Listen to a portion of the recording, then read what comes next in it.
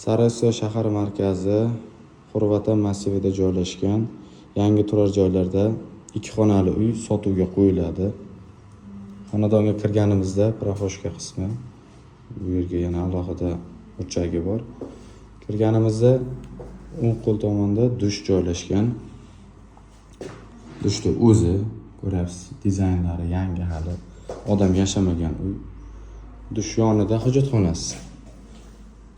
Aristoni bor, alohida qurilgan. Buni yonida mehmonxona. Subsidiya asosida chiqqan xonadon hisoblanadi. E'tibor berganingizda xonadonda ichki qismi katta, keng, shinam qurilgan.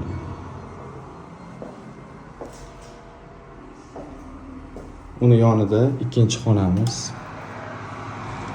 Diqqat qilamiz, bu xona ham kengish, katta, chiroyli. Balkon qismi.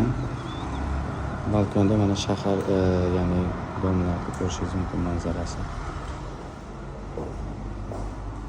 Va oshxona qismi. Ya'ni ko'cha eshikdan kirganda to'g'rida mana oshxona qismi joylashgan. Xo'p, gaz o'tgan, gaz plita qo'yilgan mana bu yerda, faqat endi o'rnatiladi.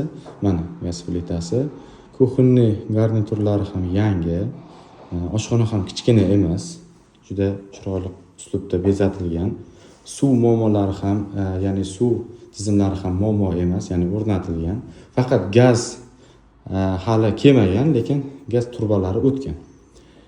Kimda-kim sotib olmoqchi bo'lsa, pastda telefon raqamlari qoldiramiz. Aloqaga chiqishlari mumkin. Subsidiya asosidagi uy bemalol kirib yashasa bo'ladigan tayyor 2 xonali 54 metr kvadratli shinam uy hisoblanadi.